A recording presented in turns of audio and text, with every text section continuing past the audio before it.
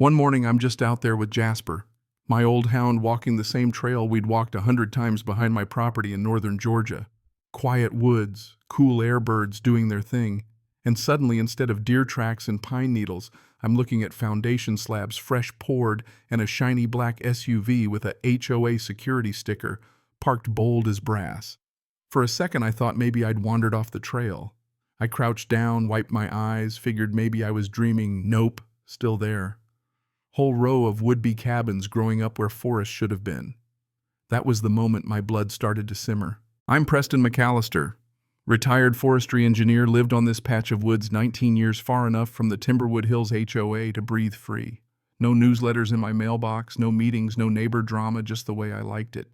But apparently trouble has a long reach and a good GPS. 2 days later, I showed up at that construction site with a trail cam in one hand and my old property map in the other, ready for a fight I didn't ask for. 6 cabins already going up, workers hammering like their lives depended on it. I flagged down this kid lugging lumber and asked who was in charge. He jerked a thumb at a woman in a pink windbreaker yelling at someone over a pile of blueprints. Florence Kessler, HOA president. I walked over, map in hand. "Excuse me, ma'am, this is private property. I think there's been a mistake." She didn't even look up. "No mistake. These cabins are part of Timberwood Hills expansion.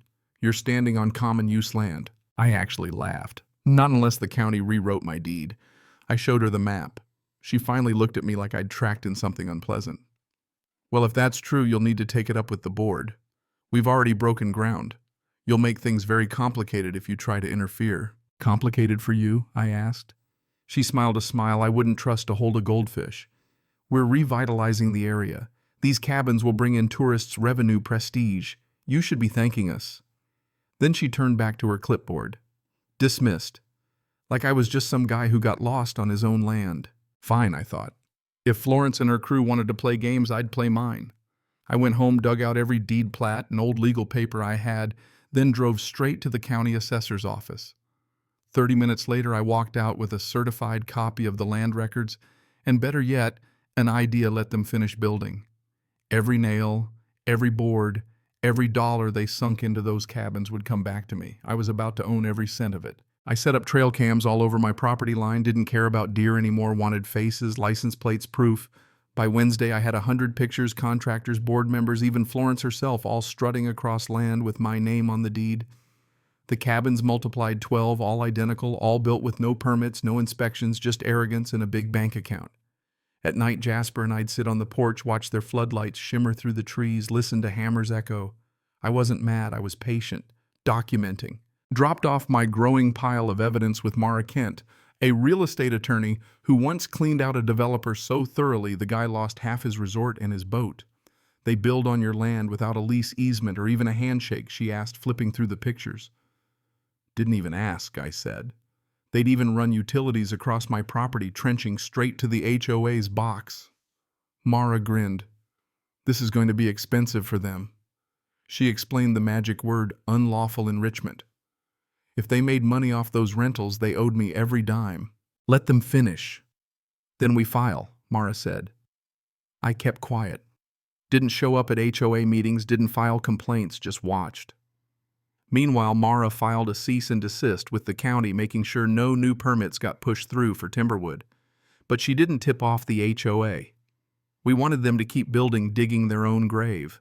By October, all 33 cabins were done. Big, ugly wooden sign out front, Timberwood Forest Retreat. They built a website, partnered with Alpine Stay Management, and started running short-term rentals. I booked a cabin under a fake name, Roger Dillard, and spent a night there with Jasper, taking photos of every branded napkin, welcome sheet, QR code for firewood, anything tying their money-making operation to my land. Next morning, lawsuit was filed. Not just trespassing, but illegal construction, commercial operation, unlawful enrichment. Asked the court to freeze all rentals immediately. 3 days later, we had our injunction. Mara walked into an open board meeting and handed Florence the thick envelope right in front of everyone. Florence read a page or two and turned a color I'd never seen on a living person. "You built 33 cabins on land that doesn't belong to you," Mara told her. "Every dollar you've made, are making, or will make is subject to seizure." Florence tried to protest map surveys, something about administrative mistakes. Mara asked her to show the evidence. The only maps they could produce were printouts from a free online parcel viewer, no official records, nothing. Their million-dollar expansion was built on Google Earth and wishful thinking. Court appointed a receiver. All rental income from those cabins started flowing into escrow. I didn't touch a penny, not until the court said so. Meanwhile, Timberwood Hills turned on itself. Board members resigned, one went to the county to report utility fraud, another called the local paper. And then the police showed up, a trench had busted, a water main, permits where fake records had been altered. 2 people were arrested, including Florence's own nephew. Mara filed to have the title of every cabin transferred to me. Honestly, I didn't want 33 cabins, but I wanted them to feel loss. The court agreed. One rainy Tuesday, I changed the locks with a county official present. Florence didn't even show. I called a local nonprofit that helps house veterans, told them by spring, every cabin would be rent-free housing for someone who needed it. Karma, right? Let the HOA choke on that. Saw Florence again at a zoning hearing. She tried to get the cabins reclassified as emergency housing so the HOA could keep them.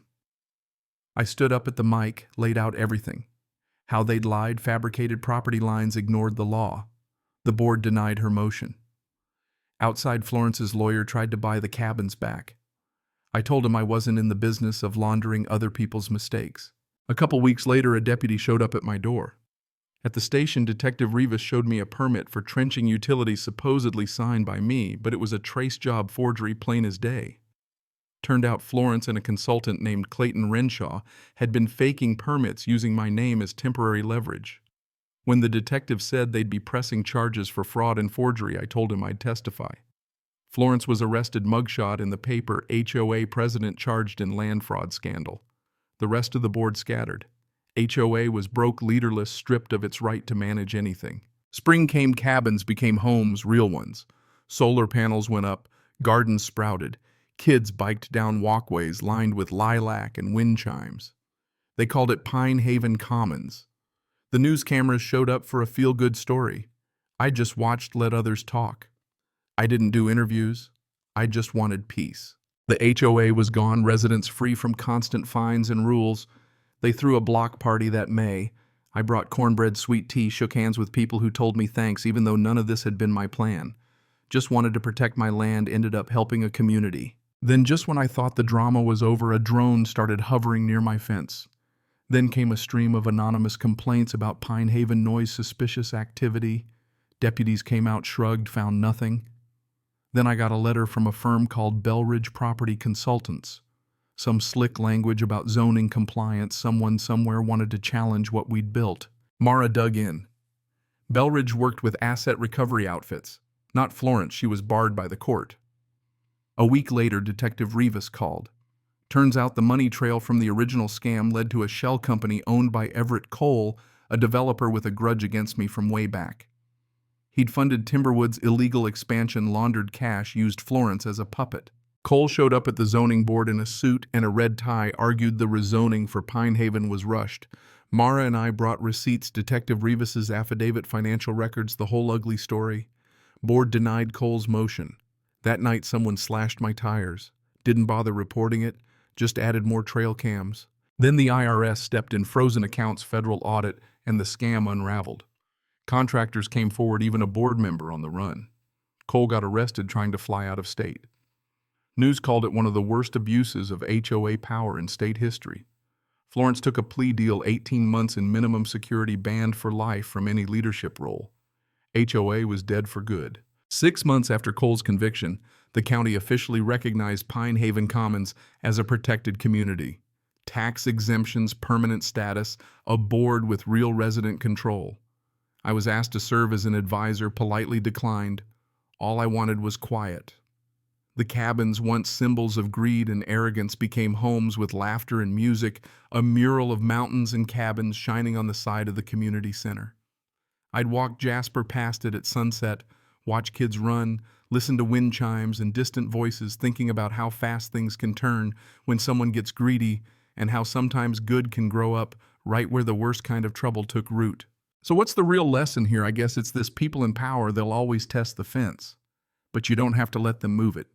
Sometimes justice needs a little nudge and a whole lot of patience, but when it shows up, it takes root, changes everything. Now let me throw this out there.